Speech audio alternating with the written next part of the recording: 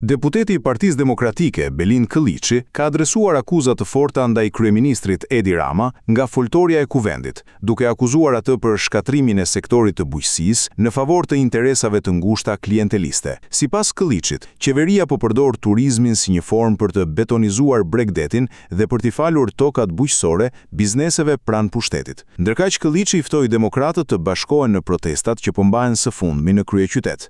Edi Rama ka përdorur sektorin e turizmit si një lavatriçe të pastrimit parave. Turizmin tek ne në fakt nuk e pam të prodhonte ekonomi, por prodhoi kulla. Kulla në Vlorë, kulla në Imar e kulla në Orikum. Kulla kudo ku ka tokë publike ose private e cila mund shndërrohet në një rent politike. Në fjalimin vajtues këtyre ditëve Edi Rama na tha dhe që ky turizëm do zhvilloj edhe sektor tjerë si bujqësia, por mashtruesi kronik. Harron thot se e shkatroi bujqësinë jo vetëm me politikën e tij në mandatën e parë të kanabizimit të vendit, por edhe me lejet për parqe fotovoltaike që i jep klientëve të tij apo miqve të tij të afërt. Kjo është strategjia e Edi Ramës. Të trajtojë turizmin si real estate dhe të varros bujqësinë duke falur tokat e fermerëve për biznesin e anëtarëve të organizatës që drejton, që herë shfaqen si 5D dhe herë shfaqen si 5B. Do të doja të ftoj çdo të ri të këtij vendi, çdo qytetar të Tiranës, çdo qytetar të Republikës së Shqipërisë, të bashkohet në këtë protestë që vjen prej 5 ditësh para zyrës kryeministrit, për të kërkuar jo vetëm projekte dhe investime të huaja në zbatim të ligjit që mbrojnë zonat e mbrojtura, që në fakt sjellin brende të mëdha kompani ndërkombëtare botërore në Shqipëri dhe në vendin tonë apo hapin vende të reja pune, por për një politik e cila në fokus ka interesin e vendit dhe interesin e qytetarëve.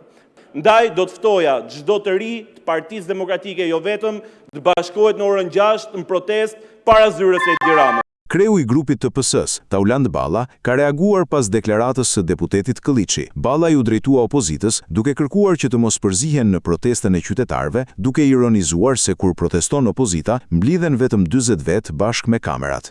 Doli këtë tjetëri partë, ne mbështesim, por e ti mbështesim pa tjetër. Problemi është që ata protestusit të paktën thonë që ne nuk kemi një protest politike, ju të shdreqin keni. Lërin të protestojnë ata. Ç'pun keni ju? Ore ku hyni ju këtu? Ku hyni ju? Ju ku hyni këtu? Lëre më të protestojnë çunat dhe gocat. S'ka nevojë për ty ata.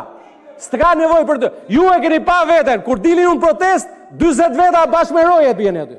Lërin të protestojnë ata. Po pra, ata krushit, ti kam pa ato, ti qis ton për ton, se më kërkojnë këta ndjekësit Facebook, ti postoj dhe këto foto, postoj. 40 bashkë me kamrat. Më herët u zhvilluan debatet e ngjashme mes PD dhe PS për protestat.